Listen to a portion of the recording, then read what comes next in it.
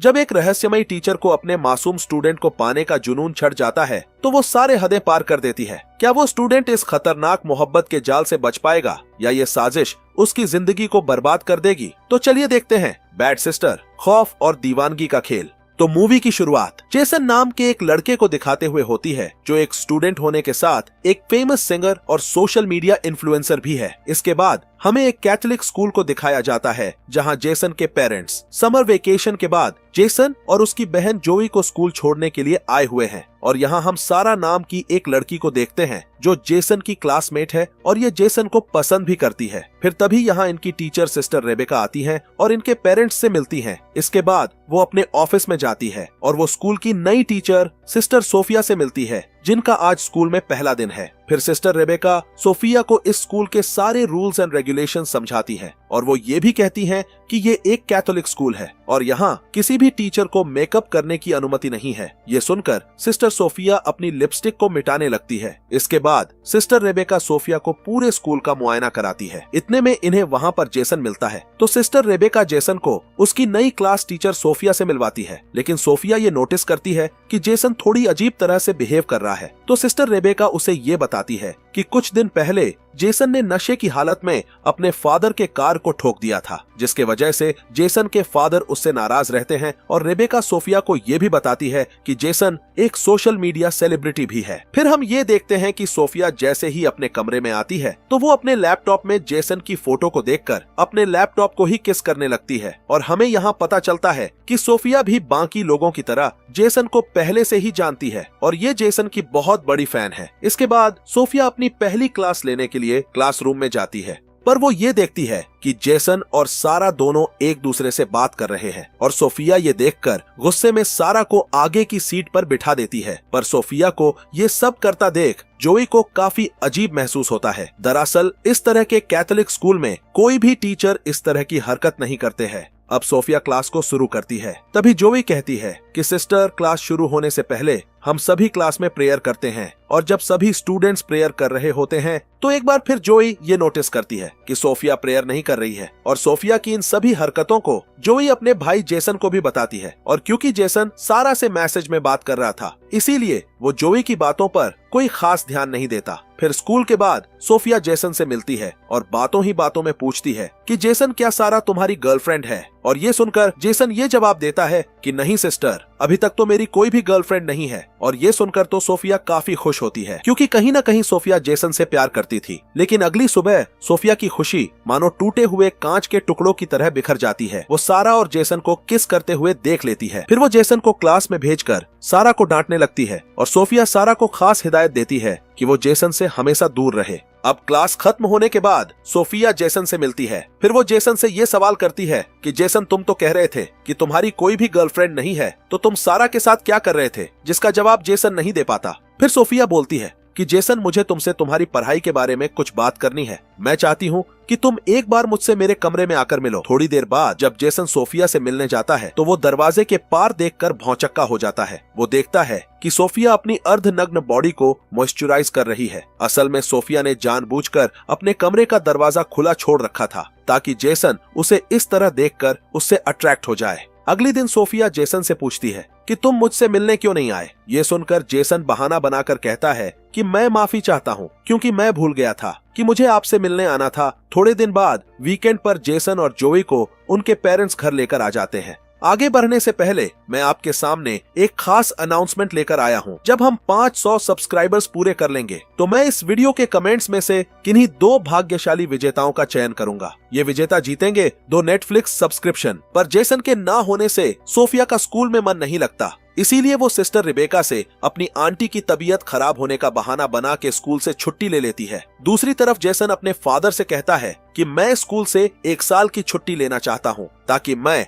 अपने पैशन पर काम कर सकूं। लेकिन उसके फादर उसे ये सब करने से मना करते हैं, क्योंकि वो चाहते हैं कि जेसन अपना पूरा फोकस अपनी पढ़ाई को दे, जिससे उन दोनों के बीच बहस हो जाती है और जेसन गुस्से में नाराज होकर बाहर जाकर अकेले में गाना गाने लगता है। इधर सोफिया जेसन के घर के पास छुपकर जेसन को देखने लगती है और तभी सारा जेसन को कॉल करती है। ये देख सोफिया तो गुस्से में पागल हो जाती है। अब सोफिया ये फैसला लेती है कि अगर उसे जेसन को पाना है तो उसे किसी तरह से सारा को जेसन से दूर करना होगा। अब वो रात को हॉस्टल में सारा के कमरे में जाकर उसके बुक में ड्रग्स रख देती है, लेकिन कमरे से बाहर निकलते वक्त उसे सिस्टर रेबेका देख लेती है। और जब सिस्टर रेबेका सोफिया से पूछती है कि वो यहाँ क्या कर रही है, तो इस पर सोफिया ये बहाना बताती है कि उसने यहाँ पर किसी की आवाज सुनी थी और इसीलिए वो ये देखने के लिए यहाँ पर आई थी। इसके बाद अगली सुबह सोफिया क्लास में सभी स्टूडेंट्स को अपनी अपनी बुक्स निकालने के लिए कहती है और जैसे ही सारा अपनी बुक निकालती है वैसे ही तकी हुई सोफिया सारा को ड्रग्स के साथ पकड़ लेती है और सोफिया सारा को बहुत बुरी तरह डांटती है और उसे ये भी कहती है कि तुम्हें इस हरकत के लिए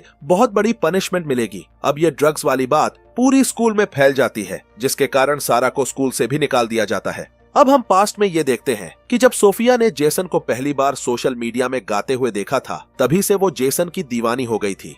अब वो जेसन के करीब आने के लिए सोफिया नाम की एक स्कूल टीचर से मिलती है, जिसका ट्रांसफर जेसन के स्कूल में होने वाला था, और वो उसको मार के उसको ठिकाने लगा देती है और खुद उसकी जगह सोफिया बनकर स्कूल में एंटर हो जाती है। अब हम प्रेजेंट टाइम में वापस आते हैं, जहां जेसन स्कूल में पेड़ पौधे लगा रहा था, पर तभी सोफिया उसके पास आती है और उसकी हेल्प करने के बहाने उसको सेड्यूस करने लगती है। और हमेशा की तरह जोए भी सोफिया के इन सभी हरकतों को नोटिस कर रही थी। अब रात में सोफिया चुपके से जेसन के कमरे में जाती है और अपने मोबाइल में वीडियो रिकॉर्डिंग ऑन करके वहीं रख देती है। तभी जेसन जागता है और अपने कमरे में सोफिया को देखकर चौंक जाता है और सोफिया एक बार फिर जेसन को सेड्यूस करने लगती है, लेकिन जेसन ये सब करने के लिए राजी नहीं था, पर सोफिया उसको कैसे भी करके अपने बहकावे में ले ही लेती है। फिर ये दोनों इंटीमेट होते हैं, पर अगले दिन जेसन उन सारी चीजों को याद करके काफी पछताता है। अब वो चर्च जाकर इस बात का कन्फेस करना चाहता था कि उससे बहुत बड़ा पाप हो गया है, लेकिन जैसे ही वो चर्च में फादर से माफी मांगने लगता है, तभी वो देखता है कि वहाँ पर फादर की जगह सोफिया थी और सोफिया जेसन को एक बार फिर उसके गोद में बैठकर उसे सेड्यूस करने लगती है और ये दोनों फिर से यहाँ पर भी इंटीमेट होते हैं। फिर वीकेंड के कारण जेसन अपने घर चला जाता है। तभी सारा उसे मैसेज करती है और उसे पार्टी के लिए इनवाइट करती है, पर जब जेसन रात को अपने फादर से सारा के पार्टी में जाने की इजाजत मांगता है तो उसके फादर उसे जाने से मना कर देते हैं, जिससे उन दोनों के बीच फिर से बहस हो जाती है और जेसन बिना अपने फादर के परमिशन के ही सारा के घर की ओर निकल जाता है और हम ये देखते हैं कि सोफिया भी उसके पीछे जा रही है। अब जेसन सारा के घर जाकर काफी ड्रिंक करने लगता है। ये देखकर सारा उसको कमरे में ले जाती है और जैसे ही ये दोनों करीब आने लगते हैं कि तभी जेसन को सोफिया के साथ इंटीमेट होने वाले पल याद आने लगते हैं और वो एक शराब की बोतल लेकर वहाँ से चला जाता है, पर रास्ते में शराब साथ रखने की वजह से जेसन को पुलिस पकड़ लेती है। पर तभी वहाँ सोफिया आकर किसी तरह से जेसन को पुलिस से बचा लेती है और फिर वो उसे अपने साथ एक होटल रूम में ले जाती है। इधर जेसन की मॉम उसके फादर को समझाती है कि आपको जेसन के साथ इस तरह से बिहेव नहीं करना चाहिए था। मुझे लगता है कि हमें उसको उसके पैशन के लिए 1 साल का समय देना चाहिए। इस पर जेसन के फादर मान जाते हैं और जेसन को घर वापस लाने के लिए निकल जाते हैं और इस तरफ जेसन को रूम में ले जाने के बाद सोफिया अपने कपड़े उतारने लगती है ताकि वो दोनों फिर से इंटीमेट हो सके। पर इस बार जेसन कहता है कि हम दोनों ने जो भी किया वो सिर्फ एक भूल था, इसीलिए अब से हम दोनों ये गंदा काम कभी नहीं करेंगे। पर सोफिया कहती है कि हम दोनों सिर्फ एक दूसरे के लिए ही बने हैं और इसीलिए हम दोनों को हमेशा एक साथ रहना चाहिए। लेकिन जेसन सोफिया की कोई बात नहीं मानता और वहाँ से चला जाता है। ये देखकर सोफिया गुस्से में लाल हो जाती है। दूसरी तरफ जेसन के फादर उसे ढूंढ लेते हैं और उससे अपने बिहेवियर के लिए सॉरी बोल के उसे स्कूल से 1 साल का ब्रेक लेने के लिए मान जाते हैं ताकि वो अपने पैशन पर काम कर सके। इसके बाद अगले सुबह जेसन और उसकी बहन जोई स्कूल के लिए निकल जाते हैं और जब जेसन अपने हॉस्टल के कमरे में जाता है तो वो देखता है कि वहाँ सोफिया बेहोश पड़ी हुई है और घबराया हुआ जेसन सोफिया को होश में लाने की कोशिश करता है, लेकिन तभी उसे ये एहसास होता है कि सोफिया बेहोश होने का नाटक कर रही है, जिससे जेसन गुस्से में कहता है कि मैं तुम्हारे हरकतों से बहुत परेशान हो चुका हूँ और अब मैं तुम्हारी शिकायत फादर से कर दूंगा। इस पर सोफिया कहती है कि अगर तुमने ये सब किया तो तो मैं भी सबको बता दूंगी कि तुमने कैसे एक टीचर के साथ गलत काम किया है। ये सुनकर जेसन भी समझ जाता है कि अब वो बुरी तरह से फंस चुका है। और जब सब क्लास में होते हैं तो सिस्टर रेबेका सारा को वापस स्कूल में ले आती है। ये देखकर सोफिया को बहुत गुस्सा आता है और अपने कमरे में जाकर वो पागलों की तरह हरकत करने लगती है। और रात को जब सारा नहा रही होती है तभी सोफिया वहां जाकर उसका सर दीवार पर पटक पटक कर उसको मार डालती है और फिर वहां साबुन गिराकर अपने अपराध को एक नॉर्मल हादसे में बदल देती है। उसके बाद जब जोई नहाने के लिए जाती है तो वो सारा को मरी पड़ी देखकर चिल्लाने लगती है, जिसके बाद सारा की बॉडी को पोस्टमार्टम के लिए भेज दिया जाता है। फिर अगले दिन चर्च में जेसन सोफिया से मिलकर कहता है कि मुझे पता है कि सारा के मरने में जरूर तुम्हारा ही हाथ होगा। ये सुनकर सोफिया उसको उन दोनों का इंटीमेट होता हुआ वीडियो क्लिप दिखाती है और कहती है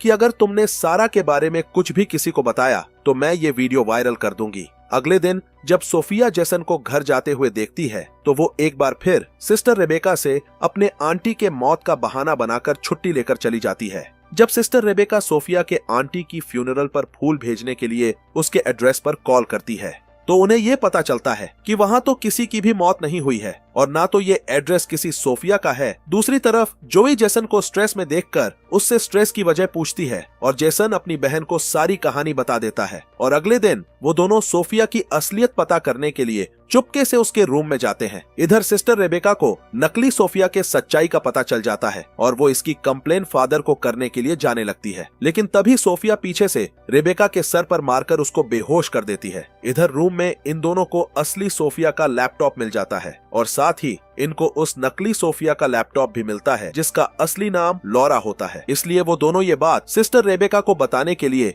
उनके पास जाने लगते हैं और तभी इन लोगों का सामना नकली सोफिया यानी कि लॉरा से हो जाता है। वो जेसन के हाथ में अपना लैपटॉप देखकर सब कुछ समझ जाती है कि उसकी सच्चाई सामने आ चुकी है और अब वो पागलों की तरह जेसन से अपने प्यार का इजहार करने लगती है। लेकिन वो दोनों उसे इग्नोर करते हुए वहां से जाने लगते हैं। लेकिन तभी पीछे से लॉरा जोई के सर पर मारकर उसको घायल कर देती है और ये देखकर जेसन गुस्से में आकर उसका गला दबाने लगता है। लेकिन लॉरा उसे भी मारकर उसको भी घायल कर देती है। फिर वो जोई को खत्म करने के लिए जाती है। मौके पर वहां सिस्टर रेबेका आकर उसको रोकने की कोशिश करती है लेकिन वो सिस्टर रेबेका को भी मारने लगती है। ये देखकर जेसन अपने पॉकेट से स्क्रू ड्राइवर निकालता है और लॉरा के पीठ में घुसा देता है जिससे लॉरा की मौत हो जाती है। और फिर अगले सीन में हमें स्कूल के ग्रेजुएशन का दिन दिखाया जाता है जिसमें जेसन के फादर जेसन को एक नया गिटार गिफ्ट करते हैं जिससे जेसन बहुत खुश होता है और ये कहानी यहीं खत्म हो जाती है।